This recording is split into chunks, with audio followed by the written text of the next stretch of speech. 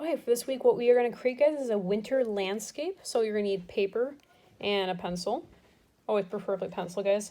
And the first thing we're going to draw on this paper is we're going to draw right towards down the middle. It's what we call a horizon line. And it doesn't need to be perfectly straight. It can be kind of bumpy because we are creating a winter snow scene. So I made that first line. And I'm going to go and I'm going to add a couple more lines to divide up my space so that this is my middle ground.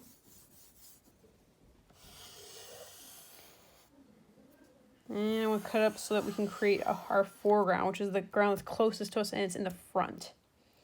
So we got 1, 2, 3 different lines. Next, I'm going to go up here. I'm going to create a nice little mountain range. So I'm going to try to make sure you guys can see what I'm doing here.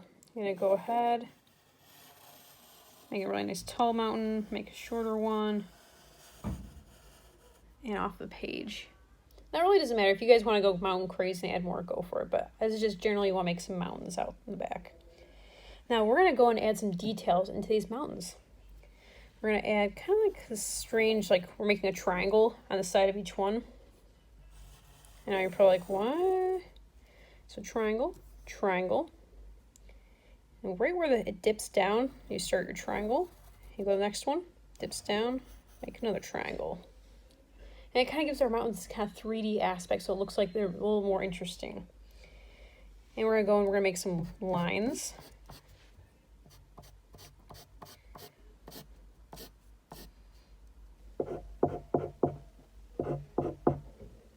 Okay. And then in the front, we're just going to make, not on all of them, but just a couple of them, just a weird little bumpy circle.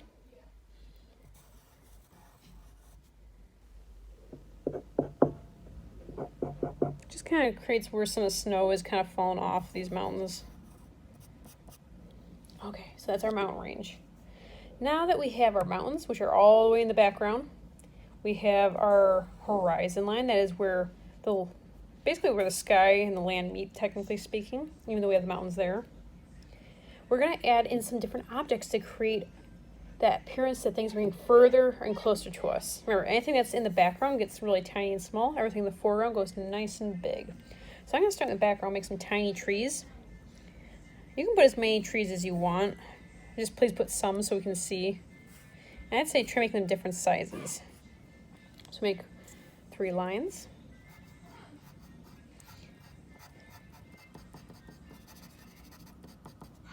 And we're going to go in later, guys, and we're going to basically be going over with some type of dark object, whether it's a black marker or a crayon. So don't worry about if you messed up right here, because you're going to have to go back and trace everything later.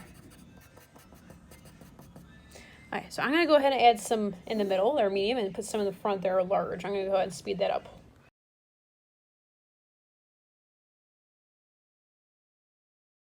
Okay, the last step that we're going to do, friends, is we're going to find something in our house that is black, whether it's a black marker, or you can use black crayon or black colored pencil. You need one of these things to trace over everything. And I'm going to ask you guys to resist putting any clouds in the top of the sky. I know it's tempting, but let's not do that because we're going to do something next week with the sky. So I'm going to go ahead and fast forward tracing.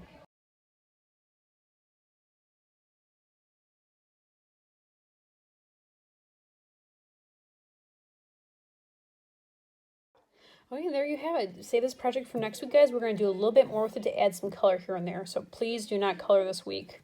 I look forward to seeing your stuff.